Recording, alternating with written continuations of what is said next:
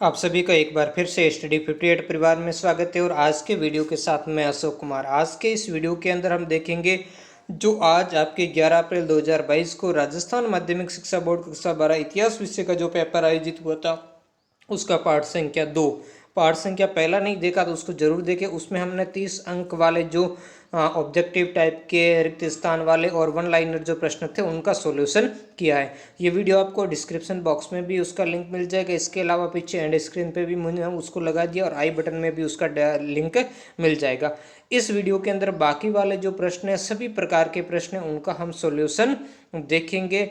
और यहाँ पर सभी प्रकार के प्रश्नों के मैंने उत्तर भी उनके साथ में समाहित कर रखे, तो उन उत्तर को भी आपको यहाँ पर सॉल्यूशन के साथ में आपको मिलेगा ताकि आप अपना मूल्यांकन कर सको। आपको वास्तव में लगता है कि आपकी अच्छी हेल्प हो रही तो लाइक कर सकते हो, वीडियो को शेयर कर सकते हो अपने दोस्तों के बीच में, और चैनल को सब्सक्राइब नहीं किया तो आप सब्सक्राइब भी कर सकते हो, क्योंकि सब कुछ आपकी हेल्प के ऊपर है। अगर आप हेल्प नहीं करोगे, हमारा मोटिवेशन नहीं करोगे, तो इस तरीके के और भी आगे वीडियो आना संभव नहीं है। तो जल्दी से हम इसको करते हैं प्रारंभ। तो जैसे क्वेश्चन संख्या 4 है कि अंग्रेजों द्वारा भारत के सार्वजनिक भवनों में नव शास्त्रीय शैली का प्रयोग क्यों किया गया। तो इसका इस शैली के भूमध्य सागरीय उद्भव के कारण उष्ण कटिबंधीय मौसम के अनुकूल थी। यानी भूमध्य सागरीय क्षेत्र में भी उष्ण कटिबंधीय मौसम था और भारत में भी उष्ण कटिबंधीय मौसम था। तो इसी कारण इस अनुकूलता के कारण अंग्रेजों ने भारत के इसके सार्वजनिक भवनों में प्रयोग किया। अगला क्वेश्चन था 1857 के विद्रोह में विद्रोहियों द्वारा हिंदू मुस्लिम एकता के लिए क्या क्या कदम उठाए गए, किन्हीं 2 कदमों का आपको उल्लेख करना है। तो पहला लिखो कि हिंदू मुसलमानों में एकता के लिए हिंदी और फारसी में अपीलें जारी करना।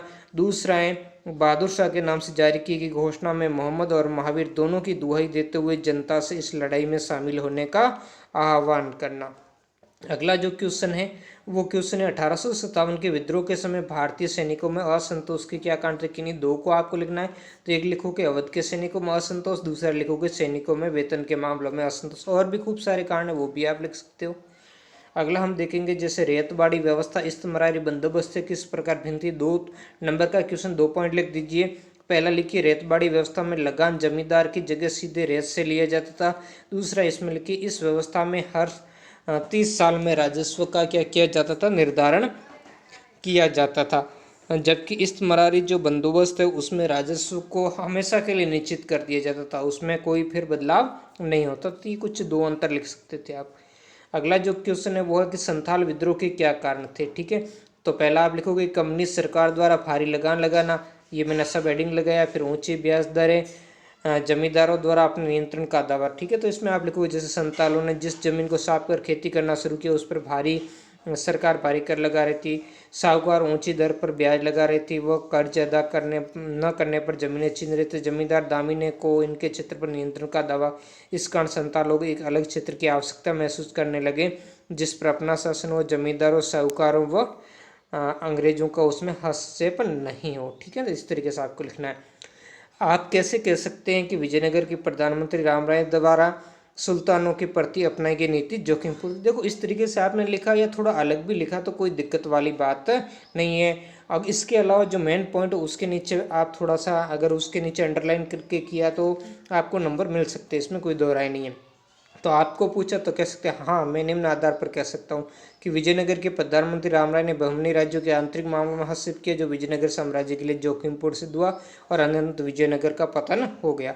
अगला जैसे विजयनगर शासकों की स्थापत्य कला के कौन कौन से तत्व तुर्क सुल्तानों द्वारा प्रवर्तित स्थापत्य से प्रभावित है। तो इसमें आप पहला लिख दोगे कि यहाँ पर ये एक है यहाँ पर। ठीक है, विजयनगर के किलेबंद बस्ती के प्रवेश द्वार पर बनी मेहराब और साथ ही द्वार के ऊपर बनी गुम्बद। ठीक है, और दूसरी कमल महल में बनी मेहराब व मीनार। तो इस तरीके से आपको 2 नंबर का 2 पॉइंट लिख सकते हो। अगला सूफी संतों की लोकप्रियता के क्या कारण थे। तो उनका उदार व्यवहार, स्थानीय विशेषताओं को समाहित करना, लंगर व खैरात के आयोजन और आकर्षक व्यक्तित्व। इसके अलावा भी खूब सारी बातें जो आप इसमें लिख सकते हो। अगला है इब्न बतूता भारतीय डाक प्रणाली को देखकर चकित क्यों रह गया। तो इब्न बतूता के अनुसार डाक प्रणाली इतनी कुशल थी कि जहाँ सिंध से दिल्ली की यात्रा में 50 दिन लगते वहीं गुप्तचरों की खबरें सुल्तान तक इस डाक व्यवस्था के माध्यम से 5 दिन में पहुंच जाती, इसलिए वो चकित हुआ। अगला इब्न बतूता सिंध कब पहुंचा। तो ये 1333 में पहुंचा और उस समय दिल्ली का सुल्तान कौन था, मोहम्मद बिन तुगलक। तो ऐसे तो इनके नीचे आप अंडरलाइन कर दीजिए कीजिए ताकि एग्जामिनर को तुरंत पता चल जाए। अगला है कि गोत्र व्यवस्था के दो नियम। तो पहला लिखोगे एक ही गोत्र के सदस्य आपस में वैवाहिक संबंध नहीं रख सकते। दूसरा लिखोगे स्त्रियों की गोत्र संबंधी मामलों में विवाह के पश्चात पिता के स्थान पर पति के गोत्र को मान्यता प्राप्त होती है। अगला 6वीं शताब्दी में सोने के सिक्के कम मिलने कम क्यों हो गए। तो इसमें एक पहला कारण लगे इस काल में कुछ आर्थिक संकट, दूसरे रोमन साम्राज्य के पतन का बाद में दूरवर्ती व्यापार में कमी आई जिनसे राज्यों, समुदाय और क्षेत्रों की संपदा पर असर पड़ा। ठीक है ना, इस तरीके से लिखना। अगला जैसे आप 16वां क्वेश्चन है कि सिंधु घाटी सभ्यता में प्रचलित बातों की कोई विशेषता। मैंने 4 लिखी, आपको 2 ही लिखनी है। ठीक है, विनिमय बातों की सूक्ष्म व परिशुद्ध प्रणाली द्वारा नहीं। आपसे 2 ही पूछी और आपने 2 ही लिखी हुई। इन चारों में से कोई भी 2 लिख सकते थे। ये बाढ़ प्राय चट नामक पत्थर से सामान्य किसी प्रकार निशानियाँ रहित होते थे। ठीक है ना, ये दियादारी होते थे या इनके ऊपरी दशमलव प्रणाली, सारे लिख सकते। आगे देखो बड़े क्वेश्चन है, मैं इसको थोड़ा स्किप करता जाऊँ, आप देख, क्योंकि सबको मैं पढ़ूंगा तो फिर बहुत लंबा हो जाएगा। यहाँ पर इनमें अथवा वाले, यहाँ इसमें 3 पॉइंट लिखने। कई सारों में तो पूछा है कि 3 बातों का जैसे उल्लेख कीजिए। तो यहाँ पर देखो 1, 2 और 3, या मैंने पॉइंट बनाए तो ऐसे पॉइंट बना करके भी आप लिख सकते हैं। या तो ये अभिलेखों से जानकारी प्राप्त करने की कठिनाई वाला आपने किया तो इस तरीके से लिखना। अगर आपने 16 महाजनपदों के उत्थान के 3 कारण इस, मैंने यहाँ पर 5 लिखे, आपको 3 ही लिखने थे। ठीक है ना, तो आपने 3 लिखे तो भी सही है। ठीक है, अगला है जैसे सिंधु स्थापत्य, गृह स्थापत्य। ये तो मैंने जो लास्ट में आपके किस तरीके से 15 से 20% नंबर बढ़ाए, उसमें मैंने आपको प्रश्नों के उत्तर कैसे लिखने वो बताया था ना, उसमें से सेम टू सेम आया ये क्वेश्चन। ऐसे 2-3 क्वेश्चन उसमें से आए हैं, उसमें मैंने 5 क्वेश्चन लिए, उसमें से 5 में से 3 क्वेश्चन आए। ठीक है, तो ये वो पॉइंट है, तो आप देख लीजिए। ये 3 पॉइंट लिखे तो भी आपको पूरे नंबर मिलेंगे। मैंने यहाँ 5 पॉइंट को समाहित किया है। इसके अथवा वाला क्वेश्चन था कि आप कैसे कह सकते सिंधु घाटी सभ्यता के निवासी उस, ये भी उसी में से था, मैंने आपको दिया था वही क्वेश्चन यहाँ पर आया। तो यहाँ पर भी आप जैसे 3 पॉइंट बनाए और नीचे ये तथ्य वगैरह लिख करके आप दे सकते थे। ठीक है, अगला है 1900 विजयनगर साम्राज्य महारानी डिम्बा का। ये भी मैंने इंपॉर्टेंट बताया था और आपको इसके आंसर भी बताए थे मैंने टेस्ट पेपर, वही आया।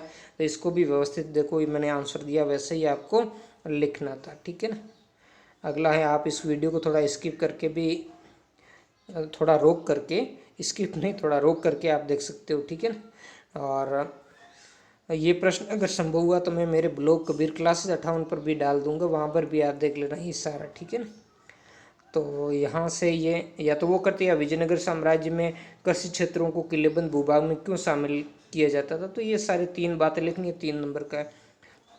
तो फिर क्वेश्चन अगला, आप कैसे कह सकते हो औपनिवेशिक सरकार के लिए शहरों के मानचित्र तैयार करना उपयोगिता। तो ये 3 बातें हमने लिख दी।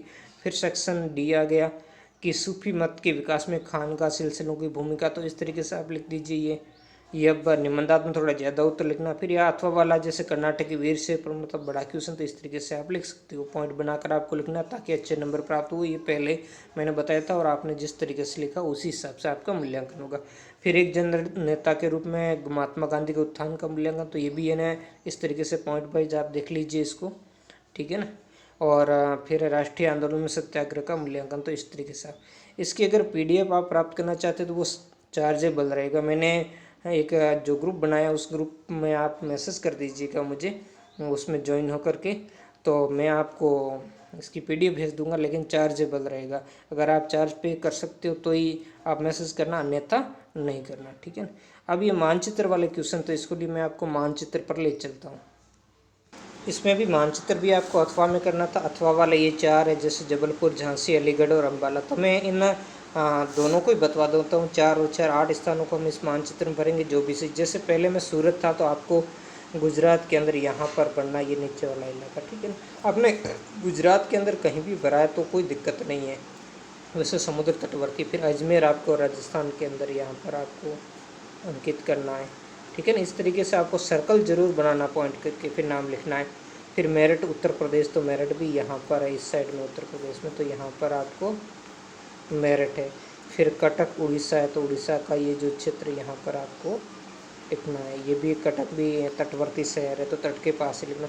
जबलपुर यहाँ पर आप मध्य प्रदेश के अंदर, MP के अंदर, तो ये दूसरे वाले अथवा वाले के 4 क्वेश्चन। जबलपुर, फिर झांसी, तो झांसी यहाँ पर थोड़ा सा ऊपर, ये उत्तर प्रदेश में मध्य प्रदेश की बॉर्डर के पास ही है झांसी। फिर है अलीगढ़, तो अलीगढ़ भी यहाँ पर ये उत्तर प्रदेश के अंदर, तो यहाँ पर आप लिखोगे अलीगढ़। जो स्थान मैंने बताए जो आपको मानचित्र करवाए उन्हीं में से आए, उसके अलावा कोई बाहर से। अम्बाला पंजाब के अंदर, तो यहाँ पर आप लिख सकते हो